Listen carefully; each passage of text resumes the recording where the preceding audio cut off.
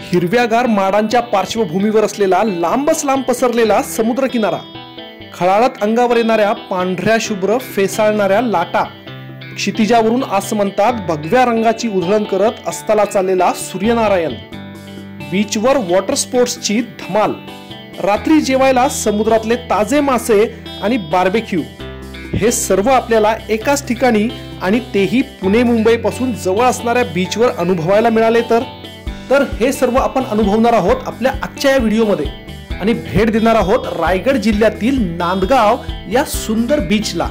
इथे यायचे कसे, राहायचे कुठे, कोणकोणती ठिकाणे पाहायची आणि एकूण खर्च किती, हे सर्व आपण आजच्या या व्हिडिओमध्ये पाहणार आहोत। तर आम्ही सकाळी 8 वाजता पुण्याहून नांदगाव बीचला जायला निघालो। सुप्रभात मित्रांनो, बरेच जण विचारत असतात की पुण्यापासून सर्वात जवळचा बीच कोणता। तर आम्ही आज अशाच एका बीचला चाललो आहोत जो की पुण्यापासून अगदी तुम्ही एका दिवसात सुद्धा जाऊन येऊ शकता, जिथे आपण सुंदर बीच तर पाहणार आहोतच, त्याचबरोबर बलाढ्य असा मुरुडचा जंजिरा किल्ला सुद्धा पाहणार आहोत। चला। पुण्यापासून हे अंतर साधारण 160 ते 170 किलोमीटर आहे, तर मुंबईहून 130 ते 140 किलोमीटर आहे। रेल्वे किंवा एसटी ने कसे यायचे याचे डिटेल्स मी व्हिडिओच्या डिस्क्रिप्शन मध्ये दिलेले आहेत। पौड मध्ये पोटभर नाश्ता करून आम्ही तामिनी घाटाच्या दिशेने निघालो।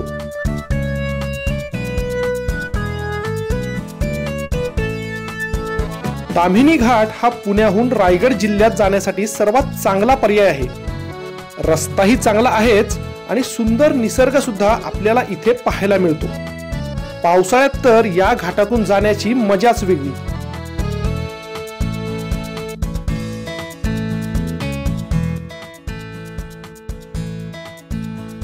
साधारण 1 वाजता आम्ही नांदगाव बीच जवळच्या या नंदाई व्हिला मध्ये पोहोचलो।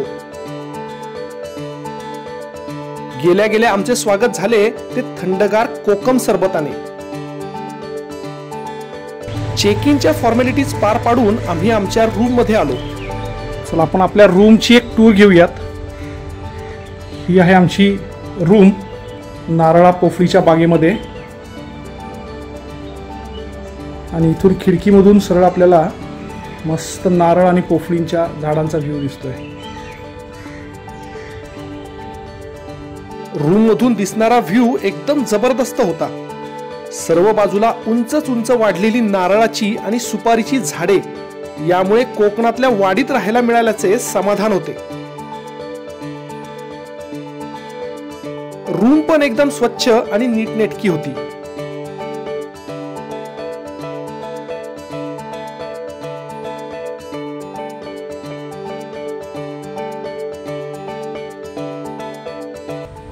दुपारी थोडा आराम करून आणि आता गरमागरम चहा घेऊन आम्ही नांदगावच्या बीचला जाणार आहोत।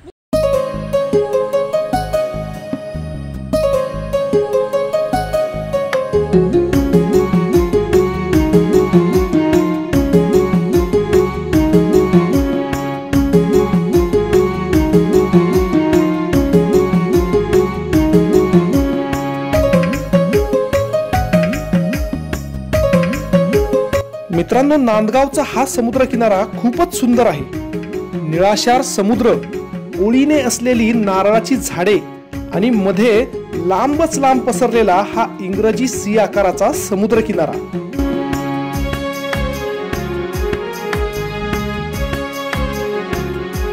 नमस्कार मित्रांनो, चेतन महिंद्रकर या आपल्या YouTube चॅनल मध्ये आपल्या सगळ्यांचे स्वागत। पर्यटन, निसर्ग, भटकंती या विषयांवरचे नवनवीन व्हिडिओज घेऊन आपण नेहमी येत असतो।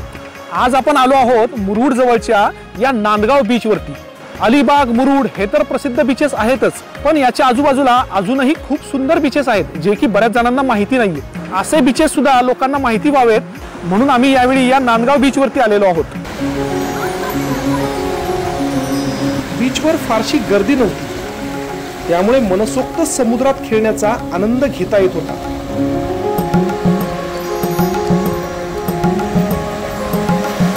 ह्या किनाऱ्यावर वॉटर स्पोर्ट्स ऍक्टिव्हिटी सुद्धा चालतात। Banana ride, jet ski ride, sofa ride, boating असे ऑप्शन्स आहेत। चला मित्रांनो, आपण आता वॉटर स्पोर्ट्स मधली जेट स्की ऍक्टिव्हिटी करूया. चलो. असं काही पाहिलं की वरदचा उत्साह एकदम अभाग पोहोचतो.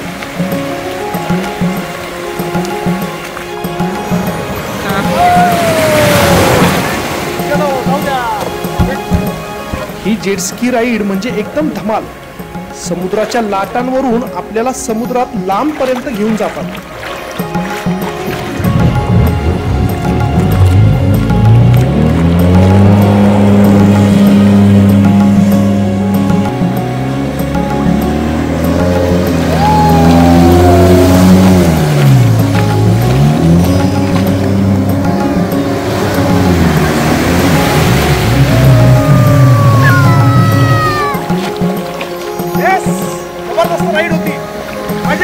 आपल्या बरोबर आता या गावातीलच हे दोन तरुण आहेत जी की या बीच वरती वॉटर स्पोर्ट्सची ऍक्टिव्हिटी घेतात. आपण त्यांच्याकडून थोडंसं जाणून घेऊयात. सर, आपल्याकडे 3 प्रकारचे हे आहेत. एक जेस्की आहे, बनाना बोट्स आहे आणि एक बंपर आहे. आणि नॉर्मल मध्ये तुम्हाला फॅमिली बरोबर फिरण्यासाठी आहे ना, स्पीड बोट म्हणून एक आहे. हां, त्यामुळे तुम्ही 9 ते 10 जण जाऊ शकता. पॅकेजने जर घ्यायला गेले तर आपण 750. बरं, पर पॅकेज येते. 750च्या पॅकेज मध्ये काय काय देतो आपण? 750च्या पॅकेज मध्ये सर जेस्की राईड येते, बनाना राईड येते आणि बंपर राईड. त्यामध्ये आम्ही तुम्हाला 50 रुपयाचा एक डिस्काउंट पर पर्सन मध्ये डिस्काउंट आम्ही सांगू शकतो. आणि खूप सुंदर असा आमचा नांदगाव बीच वगैरे आहे. आता सूर्य अस्ताला चालला होता आणि क्षितिजावर सगळीकडे भगवा रंग पसरला होता. समुद्राच्या या पाण्यात आम्ही भरपूर खेळलो. परत एकदा आम्ही आमच्या मुक्कामाच्या ठिकाणी म्हणजे नंदाई व्हिला मध्ये परतलो. आता चांगलीच भूक लागली होती. किचन मध्ये डोकावून पाहिले तर माशांची तयारी चालली होती.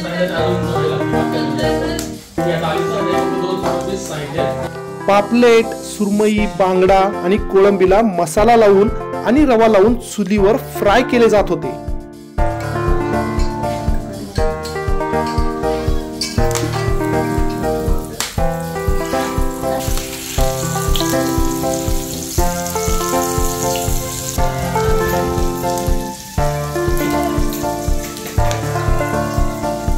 सर्वसाधारणपणे आपण गॅसवर मासे बनवतो, पण चुलीवरच्या आसेवर मासे बनवायची गंमत आज आपण अनुभवूया. आणि अस्सल चुलीवरचे मासे आज आपल्याला इथे टेस्ट करायला मिळणार आहे.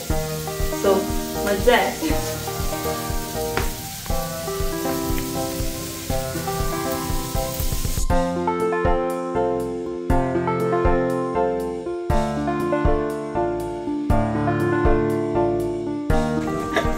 बाहेर बार्बेक्यूचा सेट पण लावला होता. येता का मंडळी बार्बेक्यू खायला?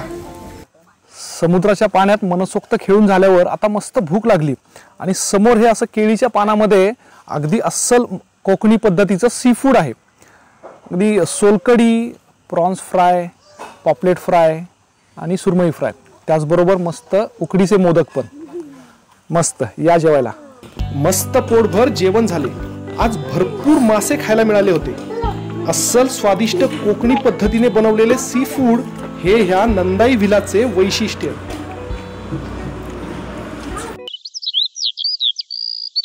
सकाळी जाग आली तीच पक्ष्यांच्या किलबिलाटाने. बाहेर येऊन पाहिले तर काल समुद्रात अस्ताला गेलेले सूर्यनारायण नारळांच्या झाडांमागून वर येत आपल्या कोवळ्या उन्हाचा वर्षाव करत होते. डोंगराच्या बाजूला धुक्याची चादर पसरलेली होती. कोकणातली ही सकाळ फारच प्रसन्न वाटत होती. समुद्राला लागूनच असलेले हे नांदगाव पण खूपच सुंदर गाव आहे.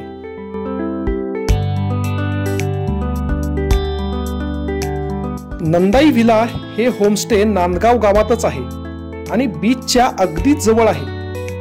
इथले राहण्याचे आणि जेवणाचे पॅकेज 1500 ते 2000 रुपये प्रति व्यक्ती आहे, ज्यामध्ये राहण्यासाठी रूम, 2 वेळचे जेवण, नाश्ता आणि चहा असतो. 2 एकर परिसरात असलेल्या या प्रॉपर्टीमध्ये भरपूर नारळाची, सुपारीची आणि केळीची झाडे आहेत. कोकणातल्या एका सुंदर वाडीत राहिल्याचा अनुभव आपल्याला इथे घेता येतो. ह्या नंदाई विलाचे कॉन्टॅक्ट डिटेल्स आणि पॅकेजचे डिटेल्स सुद्धा मी व्हिडिओ डिस्क्रिप्शन मध्ये दिलेले आहेतच। आपण नांदगाव मध्ये या नंदाई विलामध्ये राहिलोय। हा एकूण 2 एकरचा त्यांचा परिसर आहे आणि त्याच्यामध्ये छान मस्त नारळ, सुपारी आणि केळीची झाडं आहेत। कोकणातल्या या अस्सल वाडीमध्ये राहिल्याचा अनुभव आपल्याला इथं घेता येतो आणि इतर बीच सारखी खूप गर्दी इथे नसल्यामुळे इथे आपण आपली सुट्टी आनंदाने घालवू शकतो।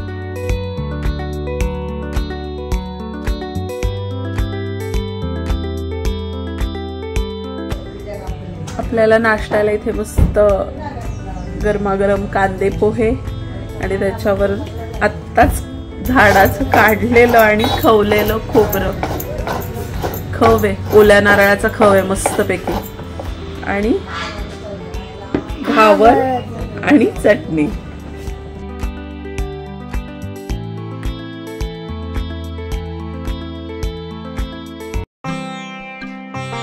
नाश्ता करून आवरून आम्ही नांदगाव गावातच असलेल्या ह्या सुंदर सिद्धिविनायक मंदिरातील गणपती बाप्पांच्या दर्शनाला गेलो।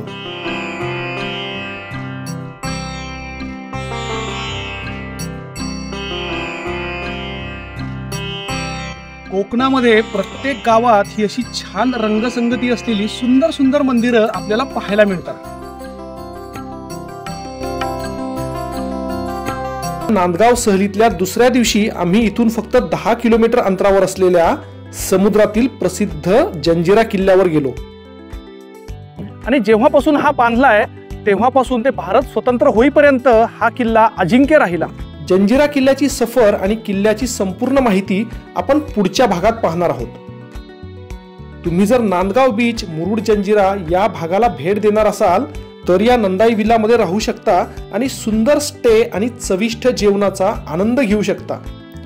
नंदाई विलाचे संपूर्ण डिटेल्स मी डिस्क्रिप्शन मध्ये दिलेले आहेतच।